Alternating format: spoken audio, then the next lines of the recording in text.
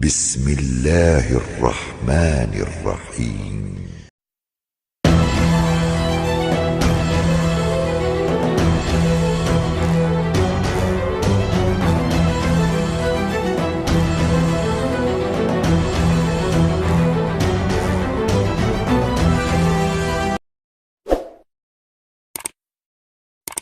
Diriwayatkan oleh Imam Ahmad bin Hanbal dalam musnadnya bahwa ada seorang laki-laki yang bernama Nuaiman.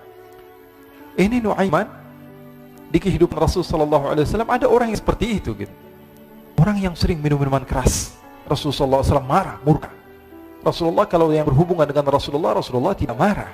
Tapi kalau sudah berhubungan dengan agama, Rasulullah SAW adalah orang yang paling marah, orang yang paling istiqamah dalam kebenaran. Maka Rasulullah panggil Nuaiman, apa yang kau lakukan? Dia katakan, aku minum minuman keras ya Rasulullah. Rasulullah cambuk dia. Kemudian dia bertobat kepada Allah. Kemudian ketahuan lagi minum. Kemudian dicambuk lagi oleh Rasulullah SAW. Sehingga sebagian sahabat memukul dia dengan pukulan yang banyak. Sehingga apa yang berlaku? Sebagian sahabat mengatakan, la'natullahi ala Nuaiman. Semoga Allah melaknat Nuaiman. Dia mempermainkan Rasulullah. Dia bilang sudah mau taubat tapi minum lagi. Dia bilang sudah mau taubat tapi minum lagi. Maka Rasulullah SAW mengatakan, la tal'anuh fa innahu yuhibbullaha wa rasulah. Kata Rasulullah, jangan kamu laknat Nuaiman, karena dia itu cinta sama Allah, cinta sama Rasulnya. Dalam riwayat dia dicintai Allah dan dicintai oleh Rasulnya Muhammad sallallahu alaihi wasallam. Ibn Majah menceritakan bahwa Nuaiman ini pernah suatu waktu diajak oleh Sayyidina Abu Bakar pergi ke negeri Syam. Negeri Syam itu di mana? Seperti yang diceritakan tadi, antara daerah Suriah, Lebanon, Yordania, kemudian Palestina. Daerah seperti itu. Umumnya orang Quraisy pada masa itu mereka memiliki rihlah berdagang, membeli dagangan ke Syam, kemudian dijual lagi di kota Makkah. Ketika itu Rasulullah SAW didatangi Abu Bakar. Sayyidina Abu Bakar mengatakan kepada Rasulullah, ya Rasulullah, saya mau izin ya Rasulullah. Mau apa? Saya mau ajak dua sahabat kamu ini ikut berdagang ya Rasulullah. Siapa kata Rasulullah? Nuaiman. Kata Rasulullah SAW, Nuaiman kamu mau ajak? Mau ngapain? Biar seru-seruan aja ya Rasulullah. Kata Rasulullah, ya sudah, saya izinkan kamu bawa Nuaiman. Ketika itu Sayyidina Abu Bakar membawa Nuaiman sama satu sahabat namanya Suwaibid ibn Harmalah. Siapa namanya? Suwaibid ibn Harmalah. Ini sahabat Rasulullah SAW yang memiliki sifat yang berbeda-beda. Kalau Nuaiman ini aneh. Pernah Rasulullah SAW dibawain makanan banyak, dikasih Rasulullah, dikasih sahabat semua. Semuanya sudah makan, tiba-tiba si Nuaiman ini, sahabat Nabi Nuaiman mengatakan kepada Rasulullah, ya Rasulullah, ini yang penjualnya, tolong kau yang bayar ya Rasulullah. Makanan udah habis. Makanan udah habis. Rasulullah SAW bingung, saya yang bayar. Akhirnya Rasulullah katakan kepada sahabat, ayo keluarkan uang, kita patungan, kita bayar. Rasulullah aja mainin, apalagi kita orang. Sallu ala Nabi Muhammad. Nuaiman diajak Sayyidina Abu Bakar. Kata Rasulullah SAW, benar kamu mau ajak Nuaiman? Iya ya Rasulullah. Diajaklah. Diceritakan dalam riwayat Ibn Majah, diceritakan juga di dalam Syiar A'lam An-Nubala, diceritakan juga di dalam musnadnya Imam Ahmad bin Hanbal, dalam riwayat Imam Ahmad bin Hanbal. Maka diceritakan Nuaiman diajak oleh Sayyidina Abu Bakar. Sesampainya di negeri Syam, semua dibagi tugas. Fulan bin Fulan kerjaannya ini, Fulan bin Fulan kerjaannya ini. Semua memiliki kerjaan. Nuaiman tanya, wahai Abu Bakar, kerjanya saya apa wahai Abu Bakar? Kata Sayyidina Abu Bakar, kamu mau ngapain terserah kamu wahai Nuaiman. Yang penting kamu ikut saya kan. Kemudian satu di antara mereka namanya Suwaibid ibn Harmalah. Ditanya oleh Sayyidina Abu Bakar, wahai Suwaibid, kamu mau kerjaan apa? Kata Suwaibid, terserah kamu wahai Abu Bakar. Kata Sayyidina Abu Bakar, kamu menjaga makanan, karena saya tahu kamu ini adalah orang yang senantiasa menjaga amanah. Suwaibid ini kalau disuruh maju dia maju, disuruh mundur dia mundur, disuruh ke kanan dia ke kanan, disuruh ke kiri dia ke kiri. Orang yang ikut aja. Kalau Nuaiman beda, disuruh maju dia ke belakang, kasih sen kanan ke kiri belok. Nuaiman itu orang yang berbeda. Maka Suwaibid mendapatkan tugas, semua mendapatkan tugas kecuali Nuaiman. Sehingga ikhwani, apa yang berlaku, apa yang terjadi? Sayyidina Abu Bakar pergi sibuk dengan kesibukannya, sehingga datanglah waktu siang. Nuaiman sudah lapar. Nuaiman cari makanan. Dia nggak punya uang, diajak Sayyidina Abu Bakar tapi tidak diberikan uang. Sehingga dia cari-cari makanan, dia tahu Suwaibid yang jaga makanan, dikatakan, wahai Suwaibid, saya mau makan, berikan kepada saya satu roti saja. Yang terpenting apa? Saya makan sekarang, saya sudah lapar. Kata Suwaibid, ya Allah Nuaiman, kita tunggu Abu Bakar saja sehingga dia datang, karena ini amanat. Amanah dari Abu Bakar saya tidak boleh berikan pada siapapun kecuali atas izin Abu Bakar. Kata Nuaiman, kasih saya makanan, kalau tidak saya bikin masalah sama kamu. Merah wajahnya Suhaib karena dia tahu, jangankan saya Rasulullah aja dimainin. Bingung, apa yang harus saya lakukan? Akhirnya Nuaiman bilang, gampangannya aja, kata Nuaiman, kamu kasih saya makanan atau kalau tidak saya bikin masalah sama kamu. Bingung Suhaib pikir panjang, setelah itu dia katakan, ya sudah Nuaiman, saya tetap mau jaga amanah Abu Bakar karena saya takut ini adalah perintahnya Allah, perintahnya Rasulullah sallallahu alaihi wasallam dan perintah daripada Abu Bakar sahabatnya Nabi. Kata Nuaiman, kalau memang begitu kamu maunya, ya sudah, berarti kamu ngajakin berantem sama saya. Nuaiman pergi ke pasar. Dia cari-cari tempat penjualan hamba sahaya. Dia lihat-lihat beberapa hamba sahaya, ini berapa harganya? Ini katanya 10 qalanis. Ini berapa? Ini harganya, hitungan orang zaman dahulu kita sih hitung seperti dirham, berapa ratus dirham gitu, 200 dirham. Yang ini berapa? 300 dirham. Yang ini berapa harga hamba saya? 300 dirham. Harganya antara 300, 200 sampai 100. Kemudian Nuaiman mengatakan kepada penjual hamba sahaya tersebut, saya punya juga hamba saya, tapi saya jual cuma 20 dirham saja, murah. Katanya, apa benar ada hamba saya harganya segitu? Iya, karena dia punya aib, ada kekurangan. Apa? Nanti kalau kalian tangkap, dia bakalan teriak, saya ini bukan hamba sahaya tapi orang merdeka. Akhirnya semua orang berkumpul mau beli. Ini Nuaiman sama Nuaiman diajak ke Suhaib bin Harmalah tadi. Kata Nuaiman, itu ada orang yang berdiri sedang menjaga makanan, itu hamba sahaya saya, tangkap saja. Oh baik. Diberikan uang 20 dirham, dimasukkan oleh Nuaiman ke kantongnya, kemudian Suhaib ditangkap. Ketika ditangkap, Suhaib teriak, saya bukan hamba saya orang merdeka. Maka orang-orang tersebut mengatakan, saya sudah tahu kekurangan kamu. Ini memang kekurangan kamu, memang kamu, tapi saya tidak perlu dengan budget kamu, yang penting kerjanya kamu. Ya kan hamba sahaya untuk apa? Untuk kerja, mau di ngomong apa, mau ngomel terserah, yang penting dia mau kerja. Akhirnya ditangkaplah Suhaib dan dijual di pasar. Nuaiman punya uang banyak ini. Dia beli makanan, dia beli minuman, dia beli hadiah buat Rasulullah. Dia beli macam-macam di negeri Syam ini. Waktu itu adalah superpower, adidaya Romawi. Pada masa itu semua barang mahal, tapi Nuaiman banyak uangnya. Dia belanja ini, belanja itu, sehingga Sayyidina Abu Bakar pun pulang. Ketika Sayyidina Abu Bakar pulang, Sayyidina Abu Bakar cari, mana ini Suhaib? Kita semua sudah lapar. Kata Nuaiman dengan mudahnya dia mengatakan, sudah saya jual wahai Abu Bakar. Maka Sayyidina Abu Bakar bertanya, apa yang kau lakukan wahai Nuaiman? Diceritakan oleh Nuaiman dengan jujur. Nuaiman ini orangnya apa adanya, tapi nyusahin. Saya jual. Akhirnya dibawa oleh Nuaiman, Sayyidina Abu Bakar pergi ke mana? Ke pasar, lalu dibeli lagi oleh Sayyidina Abu Bakar As-Siddiq. Suhaib yang tadinya orang merdeka menjadi hamba sahaya sebentar, kemudian dibeli lagi oleh Sayyidina Abu Bakar. Pulang ke Madinah, kisah ini diceritakan di hadapan Rasul sallallahu alaihi wasallam. Maka perawi mengatakan, fadhahikan nabiyyu hatta badat nawajiduhu. Ketika diceritakan kisah Nuaiman tersebut dengan Suhaib, Rasulullah tertawa sejadi-jadinya sehingga gigi geraham Rasul sallallahu alaihi wasallam nampak di wajah mata para sahabat. Sehingga perawi lain mengatakan, 1 tahun berlalu Rasulullah, setiap ada tamu yang datang kepada Rasulullah, Rasulullah akan ceritakan kisah Nuaiman menjual Suhaib. Jadi ada ikhwani, jangan kalian kira Rasulullah sallallahu alaihi wasallam itu hidup di satu masa sahabat-sahabatnya itu seperti ustaz-ustaz yang khusyuk, yang kayak Habib bin Ais ini banyak. Bahkan ikhwani, mungkin di akhir karena masanya sudah habis, pernah suatu waktu Rasulullah sallallahu alaihi wasallam didatangi asyraf, delegasi dari beberapa negara yang ingin mengenal apa itu agama Islam. Sehingga mereka datang kepada rumah Rasulullah sallallahu alaihi wasallam membawa unta, kendaraan yang ketika itu kendaraan yang paling mahal mereka miliki, untanya yang paling mewah. Diikat di depan rumah Rasulullah sallallahu alaihi wasallam. Tamunya pun masuk, duduk bersama Rasulullah sallallahu alaihi wasallam. Di depan rumah Rasulullah sallallahu alaihi wasallam ada beberapa sahabat. Ada Sayyiduna Hamzah, kalian tahu Sayyidina Hamzah adalah orang yang pemberani. Ada Sayyiduna Umar, kalian tahu Sayyidina Umar adalah orang yang pemberani.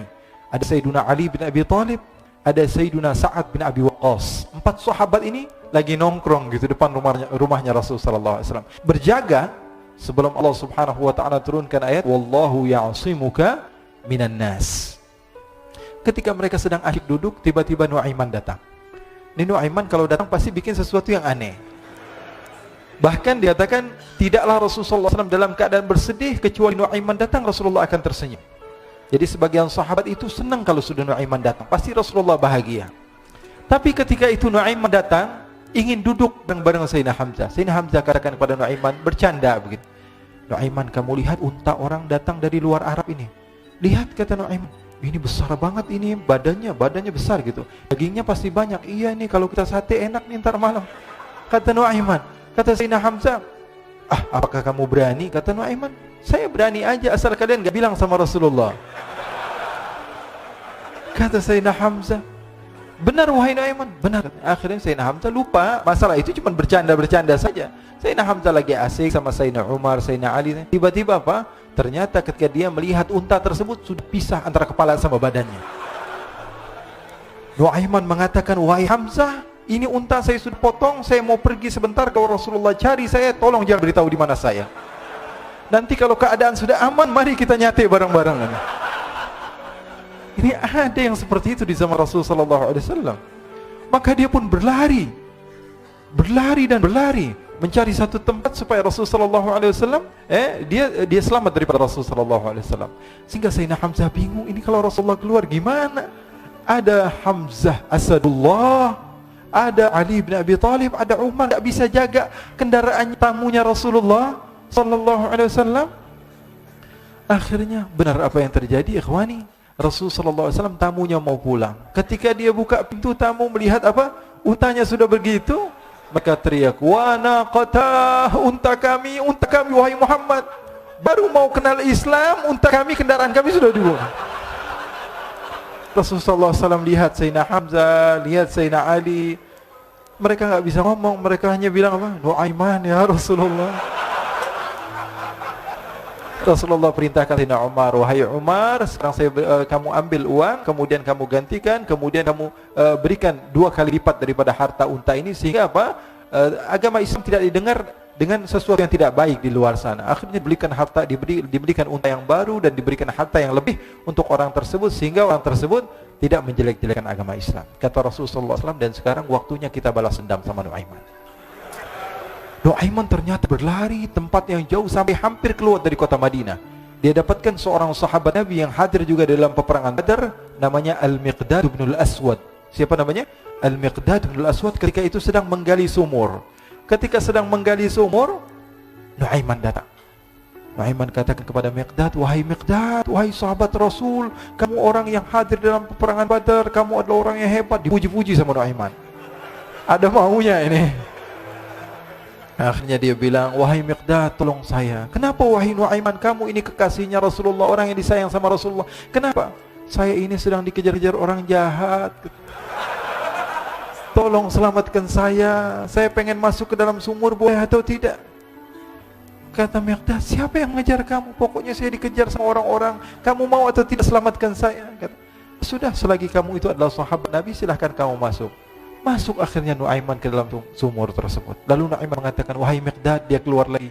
Nanti kalau ada yang cari saya, tolong jangan beritahu saya di dalam sumur ya. Kata Miqdad, baiklah.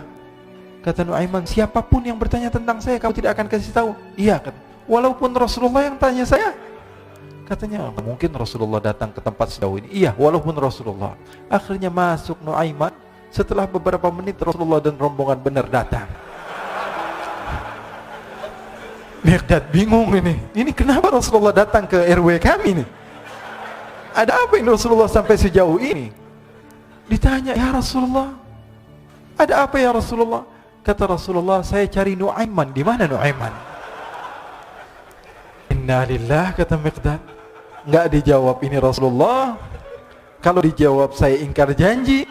Akhirnya apa dia katakan? Wahai Rasulullah, mata saya tidak memandang kepada Nuaiman, tapi tangannya nunjuk ke dalam sumur. Sahabat. Apa dia bilang? Mata saya tidak melihat kepada Nuaiman, tapi tangannya nunjuk ke sumur. Akhirnya dibuka sama Rasulullah, Nuaiman muncul. Kata Rasulullah, Nuaiman, kamu bikin malu saya, wahai Nuaiman. Ya Rasulullah, yang bersalah bukan saya, tapi orang yang mencari saya bersama kamu, ya Rasulullah. Akhirnya Rasulullah nengok, siapa? Ternyata Nuaiman sudah lari kabur. Sallu ala Nabi Muhammad. Kisah-kisah seperti ini sebenarnya banyak sekali, ya.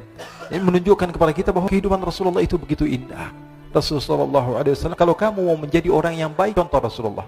Mau menjadi bapak yang baik, contoh Rasulullah. Mau menjadi pemimpin peperangan yang baik, Rasulullah. Mau menjadi murid yang terbaik, contoh Rasulullah. Bagaimana akhlak Rasulullah. Mau menjadi suami yang baik, contoh Rasulullah. Dalam segala hal, apapun itu Rasulullah SAW adalah makhluk yang paling terbaik.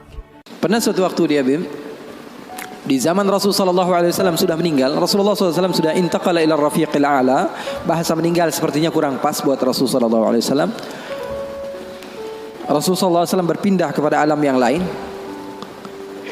Datang Rasulullah SAW di zaman Sayyidina Uthman bin Affan. Nuaiman duduk di depan masjid Rasulullah SAW. Rasulullah sudah nggak ada. Nuaiman sumpek. Biasanya Rasulullah SAW dimainin sama dia. Ini duduk di masjidnya Rasulullah SAW. Nggak ada kerjaan dia. Dia ambil batu, dia lempar, ngeliatin orang yang bolak balik sana, kalau kata orang Malaysia, pusing sana, pusing sini, ya, balik sana, balik sini. Nuaiman melihat ada orang yang buta, orang yang nggak bisa melihat, pegang tongkat, jalan, dia pusing sana, pusing sini, balik sana, balik sini. Nuaiman, saya lagi sumpek, ini orang bikin tambah sumpek. Dipanggil sama Nuaiman, hei buta, kemari kamu. Ini Nuaiman nggak bisa ngelihat orang kecuali dikerjain. Itu Nuaiman. Gak bisa ngelihat orang kecuali kerjain, tapi dia dicintai oleh Allah. Susah kan kalau Allah udah cinta. Makanya cari cinta Allah, bukan cari surganya Allah. Cari ridha Allah, jangan cari surganya Allah. Surga itu makhluk, tapi ridhanya Allah, cintanya Allah itu yang paling mahal. Nuaiman akhirnya dipanggil buta, buta kamu kemari. Kenapa, kata si buta? Saya ini pusing, saya lagi sumpek, ngelihat kamu tambah sumpek, kata Nuaiman.